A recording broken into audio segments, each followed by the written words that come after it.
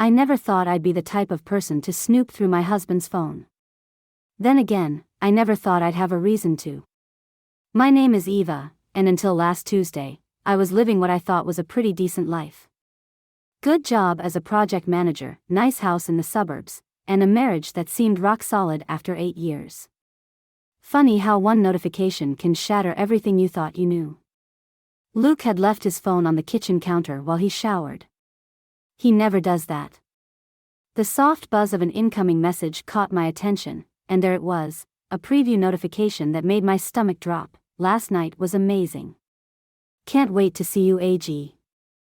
I stood there, coffee mug frozen halfway to my lips, staring at those words like they were written in some alien language.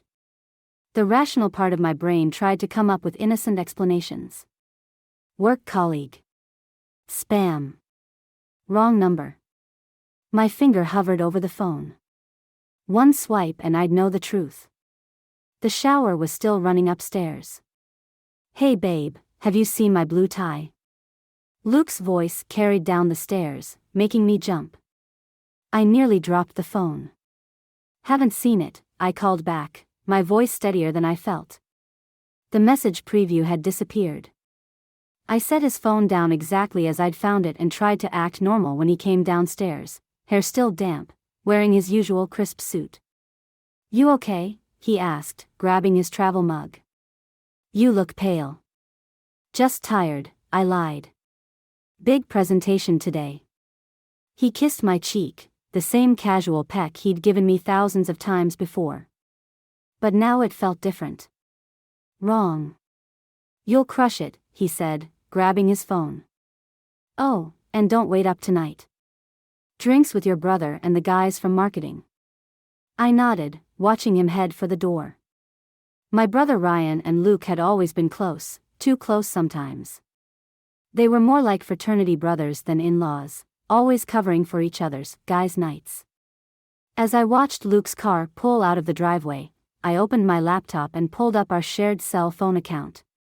My hands shook as I logged in, telling myself I was being paranoid, that there had to be a reasonable explanation. The call and text logs loaded. One number kept appearing, over and over, at all hours. Late night calls. Early morning texts. My throat went dry as I copied the number into a reverse lookup site. Naomi Brooks. Event planner. 29 years old. The cursor blinked at me, and I realized I had a choice to make. I could confront Luke now, or I could wait and see just how deep this rabbit hole went. I chose the latter. Sometimes revenge is a dish best served with proof. Sunday dinners at my parents' house had always been an exercise in patience. But walking through their front door that evening felt like stepping into a minefield. The smell of Mom's pot roast filled the house, mixing with the familiar scent of Dad's pipe tobacco and decades of carefully maintained appearances. There's my girl. Mom pulled me into a hug before I could dodge it. Ryan just told us about his promotion. Isn't it wonderful? Of course he did. I forced a smile, hanging my coat in the hallway. That's great, Mom. Ryan's voice boomed from the living room. Little sis. Come see the new watch the company gave me. He was sprawled in Dad's leather recliner, Mia perched on the armrest beside him. The sight of them, so perfect, so normal, made my stomach turn. Did Mia know how many of Ryan's late nights at the office were spent covering for Luke? Beautiful watch, I managed, settling onto the couch. Where's Luke tonight? Working late, Ryan answered quickly. Too quickly. Big merger coming up. Dad lowered his newspaper. That boy's going places. Just like Ryan here. Speaking of which, son, tell Eva about the new office they're giving you. I tuned out Ryan's story, watching Mia's face instead. She beamed at him with such trust, such certainty. Just like I used to look at Luke. Eva. Mom's voice cut through my thoughts. Are you feeling all right? You've been quiet. This was my chance. Actually, I wanted to talk to you about something. Oh. Ryan interrupted. Before I forget, Mom, Dad, Mia and I are thinking about looking at houses in Preston Heights." The explosion of excitement that followed buried my concerns completely. Preston Heights, where Ryan could do no wrong. Where Luke and I had wanted to buy, before Dad explained why it wasn't practical for us. "Eva," Mom said later in the kitchen, passing me dishes to dry, "I wish you wouldn't look so defeated all the time. If you put in the effort like Ryan does." The plate in my hands nearly slipped. "Effort? Mom, I just landed the biggest account of my career last month. Did Ryan tell you about that? Don't be bitter, dear. It doesn't suit you." I set the plate down carefully, too carefully. "I need to use the bathroom." Instead, I found myself in Ryan's old bedroom, now a guest room. His high school trophies still lined the shelves.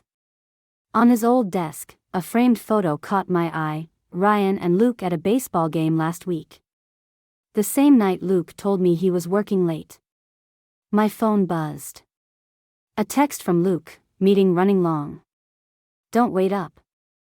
I looked at the photo again, at my brother's arm around my husband's shoulders, both of them grinning at the camera without a care in the world. That's when I knew, this wasn't just about Luke anymore.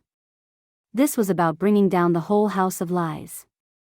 Sitting in my parked car outside the Grand Plaza Hotel, I wondered when exactly I'd become this person, someone who follows their spouse through rain-slicked streets at night. The dashboard clock read 9:47 p.m. Luke's late meeting should be wrapping up any minute now. My phone lit up with Ryan's name. I let it ring. He'd been calling all day, probably to coordinate whatever cover story he and Luke had cooked up this time. Movement caught my eye. Luke emerged from the hotel's revolving door, but he wasn't alone. A woman in a red dress walked beside him, her hand lingering on his arm as they said goodbye. Even from this distance, I could see his smile, the real one, not the tired version he'd been giving me at home. My hands gripped the steering wheel until my knuckles went white. Naomi Brooks in the flesh. Younger, prettier, everything I'd imagined and worse. Luke checked his phone as he walked to his car. My phone buzzed again, a text this time. "Heading home soon, babe. Grabbed dinner with Ryan after the meeting. Miss you." The lie felt like a slap. I started my car, ready to confront him right there in the parking lot, when another car pulled up beside Luke's. Ryan's BMW. My brother stepped out, clapping Luke on the shoulder like they were co-conspirators in some grand adventure. Which, I supposed, they were. They talked for a few minutes, Ryan gesturing animatedly while Luke nodded. I snapped a photo. Then another. My hands shook, but the images were clear enough. Ryan's phone call finally connected. "Eva. Been trying to reach you all day. Listen, Luke mentioned you've been acting weird lately." Funny, I cut him off. "I thought Luke was having dinner with you right now." A pause. "He is. We're at the Grand Plaza Hotel." The words came out sharp enough to draw blood. Red dress. Blonde hair. Ring any bells, Ryan? "Eva, wait," his voice changed, dropping the fake cheer. "Let me explain. It's not what you think. I'm looking at both of you right now." Through my windshield, I watched Ryan's head snap up, scanning the parking lot. Luke noticed his reaction and followed his gaze. "Eva, please," Ryan was saying, "let's talk about this like adults. Come over tomorrow, we'll sort everything out." Like adults? I laughed, and it sounded foreign even to me. "Sure. Let's be adults. Let's start by telling Mia about all the times you've covered for Luke. I'm sure she'd love to know what kind of man she's dating." "Don't do anything stupid," Ryan warned, but I could hear the fear beneath his anger. "Too late," I said, and hung up. In the parking lot, Luke was already rushing toward his car. But I had what I needed now. Evidence. Leverage. And most importantly, a target for my rage that included not just my cheating husband, but the brother who'd helped him destroy my marriage. The office used to be my sanctuary. Now, staring at spreadsheets only reminded me of all the nights Luke claimed to be working late. I'd been avoiding everyone's calls for 3 days, Luke's, Ryan's, even Mom's daily check-ins about the upcoming family barbecue. A knock on my office door made me jump. Eva. It was Mia, holding 2 coffee cups. Thought you might need this. My stomach twisted with guilt. Sweet, trusting Mia, who had no idea her boyfriend was helping my husband cheat. I forced a smile, accepting the coffee. Ryan's worried about you, she said, settling into the chair across from my desk. Says you've been distant lately. Did he mention why? She shook her head. Just that you seemed off at Sunday dinner. And Luke told him you've been working crazy hours. I almost laughed. Of course Luke was concerned about my working hours. How are things with you and Ryan? Good. Actually. She blushed, reaching into her purse. I found this in his jacket pocket yesterday. She pulled out a small jewelry box. I haven't opened it, but... The engagement ring. Of course. Ryan would choose now to propose, when everything was falling apart. Mia, My computer chimed with an email notification. From Luke's work account, but sent to the wrong address. My work email instead of my personal one. Sorry, give me a second, I mumbled, clicking it open. Hey babe, dinner reservations confirmed for 8 p.m. Can't wait to celebrate your new promotion. Love you always, L. The timestamp was from 2 days ago. The recipient list showed it was meant for Naomi Brooks at her event planning company. A promotion. She was getting a promotion, while I sat here drowning in overtime, trying to prove myself worthy of the same recognition I'd been chasing for years. Eva. Mia's voice seemed far away. You're shaking. I closed the email, my mind racing. Naomi worked for Elite Events, the company handling our firm's upcoming charity gala. The same gala Ryan's marketing team was organizing. Mia, I heard myself say, how would you like to help me plan a surprise for Ryan? Really? Her face lit up. Of course. What kind of surprise? I thought about the photos on my phone. About years of being the responsible one, the overlooked one. About my brother and husband laughing together in that hotel parking lot. Something special, I said. At the charity gala next week. But we'll need to keep it just between us. She beamed, clutching the jewelry box. Like a secret engagement party? Something like that. I managed a smile, already formulating my plan. The gala would be perfect, everyone in one place, nowhere to hide. It'll definitely be a night to remember. Sometimes the best revenge isn't served cold. Sometimes it needs an audience. Planning revenge at a charity gala sounds ridiculous, even to me. But here I am, sitting with Mia in a coffee shop 3 blocks from Elite Events. Watching her scroll through photos on Ryan's laptop, the one he'd asked her to update while he was at a conference. I still feel weird about this, Mia said, but her fingers kept moving through the files. Are you sure this will make a good surprise? I nodded, fighting the guilt churning in my stomach. Ryan's always recording things for work. There might be something perfect for the presentation. She clicked another folder. Oh. Here's one from last month's client meeting at. Her voice trailed off. I leaned over. The folder was labeled Lake House Weekend, dated 3 weeks ago. When Luke told me he was at a business conference. When Ryan claimed to be visiting college friends. That's strange, Mia frowned. Ryan said he was in Chicago that weekend. The photos loaded. Luke and Naomi on a dock. Ryan behind a grill, beer in hand. More couples I didn't recognize. Everyone laughing, living their secret lives while Mia and I sat at home, playing the roles of trusting wife and girlfriend. Eva. Mia's voice cracked. Why is Luke there without you? Before I could answer, a new email notification popped up on Ryan's screen. From Naomi Brooks, everything set for next week's announcement. Can't wait to celebrate with everyone. P.S. Luke's being weird about the timing. Can you talk to him? Mia's hand flew to her mouth. Oh God. My phone buzzed, a text from Luke, working late tonight. Don't wait up. I'm so sorry, I whispered to Mia. I wanted to tell you, but... She slammed the laptop shut, hands shaking. How long have you known? A few weeks. I thought I could handle it myself. By using me? Her eyes filled with tears. Making me help plan some twisted revenge scheme? Mia, please. Were you ever going to tell me the truth? Or just let me humiliate myself proposing to him at the gala? I reached for her hand, but she pulled away, grabbing her purse. Mia, wait. We can fix this together. She stood, mascara running. Fix it? They've been laughing at us for months. Planning parties, taking trips, while we sat home like idiots. That's why we need to. No. Her voice was steel now.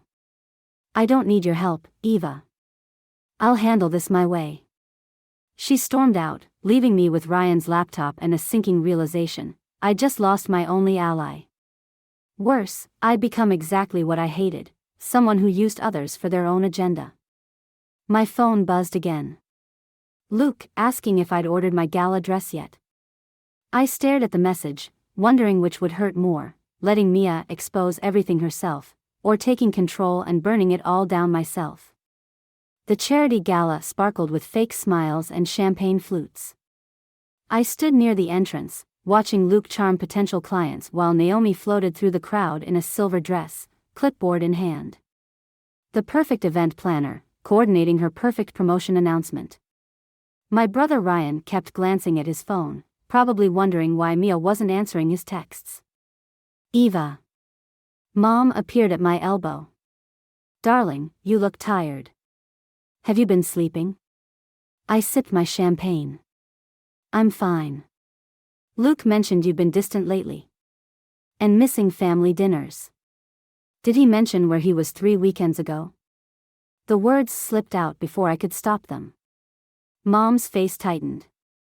Eva, if you're having marriage troubles, perhaps you should try harder. Luke's such a good man, and with Ryan's engagement announcement tonight. My glass nearly slipped. What? Oh. She covered her mouth. That was supposed to be a surprise. Ryan's proposing to Mia during his speech. Your father and I are so excited. The room spun. Ryan was still planning to propose, even after everything. Even after Mia knew. Excuse me, I muttered, heading for the bathroom. But Naomi stepped into my path. Eva, she said softly. Can we talk? I tried to move past her, but she grabbed my arm. Please. I know you know. Let go. Luke's ending it. After the promotion announcement. I yanked free. You mean your promotion? Congratulations, by the way. The lake house photos really captured how hard you've worked for it. Her face paled. Those were private. Nothing's private anymore. I spotted Luke watching us, starting to walk over. Excuse me, I need some air. I pushed through the crowd toward the balcony, but Ryan intercepted me. There you are. Have you seen Mia? She's not answering. She knows, I hissed. About everything. The lake house, the affair, all of it. The color drained from his face. Eva, what did you do? Me?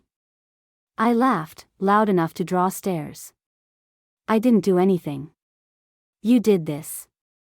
You and Luke and your perfect little scene. You're making a scene. I wrenched away, bumping into a waiter. Glasses crashed to the floor, shattering like my carefully constructed plan for revenge. The room fell silent. Everyone staring. Mom's horrified face. Dad's disappointment. Ryan reaching for his phone as it finally lit up with a message. Oh God, he whispered, reading the text. Mia just posted everything on social media. The photos, the emails. Everything. Luke's phone buzzed. Then others throughout the room. The quiet murmur grew to shocked whispers as screens lit up everywhere. I stood in the middle of it all, surrounded by broken glass and shattered reputations. Realizing too late that sometimes revenge doesn't just destroy your enemies, it burns everything to the ground, including yourself. The aftermath of the gala felt like walking through a minefield. 3 days of ignored calls, angry texts, and social media fallout. I was packing the last of Luke's things when someone knocked on my door. It was Naomi. "Can I come in?" She looked different, smaller somehow, without her event planner polish. "I brought these." She held up a stack of papers. I should have slammed the door in her face. Instead, I stepped aside. She placed the papers on my coffee table. "It's everything. Emails, texts, hotel receipts. Luke's been manipulating both of us." "Both of us? The promotion?" She laughed bitterly. "It was his idea. Get me the job, keep me quiet. Ryan helped set it up." My phone buzzed. Ryan again. I ignored it. "He told me you were separated," Naomi continued. "That you were the one who'd checked out of the marriage. That you were too focused on competing with your brother to care about." "Stop." My hands shook as I picked up the papers. "Why are you telling me this now?" "Because I saw your face at the gala. When everything fell apart." She paused. It was like looking in a mirror. Another knock. This time it was Ryan, bursting in before I could stop him. "Eva, you have to help me fix this. Mia won't return my calls, Dad's furious about the clients we lost, and Luke." He froze when he saw Naomi. "Tell her," Naomi said quietly. "Tell her why you really helped Luke." Ryan's facade cracked. "I didn't. I never meant." "Meant what?" I demanded. "To keep you small," he whispered. "Dad always said you were the ambitious one. The threat. If you focused on your marriage problems, you wouldn't overshadow me at work." The truth hit like a physical blow. "All those times you covered for Luke." "I'm sorry," he said, and for once, the golden child mask slipped completely. "I was scared. You were rising so fast at work, and I couldn't handle it." My phone rang again. "Luke." "Answer it," Naomi said. "Put it on speaker." I did. "Eva," Luke's voice filled the room. "Baby, we can fix this. Ryan and I were just trying to protect you from yourself. You get so intense about your career, about proving yourself." "No," I cut him off, looking at Ryan's crumbling face, at Naomi's quiet strength. "You were protecting yourselves. From me. From what I might become if I wasn't too busy doubting myself." I hung up. "The papers on the table," Naomi said softly. "They're not just evidence. They're my resignation. And a statement for your divorce lawyer." Ryan stepped forward. "Eva." "Get out," I said. "Both of you." They left, leaving me with a stack of papers and the sudden, clear understanding that revenge hadn't brought me peace. The truth had. 6 months after the gala, I sat across from Mia at our usual coffee spot. These weekly meetings had become our ritual, 2 women rebuilding their lives over cappuccinos and shared understanding. "Ryan called again," she said, stirring her coffee. "3rd time this month." I nodded. "Mom says he's in therapy. Good for him." Mia's voice held no bitterness, just quiet certainty. "How's the blog doing?" I smiled, thinking of my latest post. What had started as late-night journaling had evolved into something bigger, a space for others dealing with betrayal and family dysfunction. 10,000 readers last week. Turns out there are a lot of us out there. Have you read the comments on your piece about forgiveness? I had. Hundreds of responses from people wrestling with the same question I faced: how do you forgive without forgetting? My phone buzzed, an email from Dad. The first since I'd declined their holiday invitation, explaining I needed boundaries. I'd expected anger. Instead, he'd sent a link to my latest blog post with 3 words: I understand now. Speaking of forgiveness, Mia said, Naomi's starting her own event planning company. She asked if we'd consider being clients. I raised an eyebrow. Us? The domestic violence shelter where I volunteer. We need someone to plan our fundraiser. Mia had thrown herself into volunteer work after the breakup, finding purpose in helping others heal. The bell above the door chimed. Ryan walked in, stopped short when he saw us. He looked different, humbled, less polished. He started to turn away. Ryan, I called out, surprising myself. Want to join us? Mia tensed but didn't object.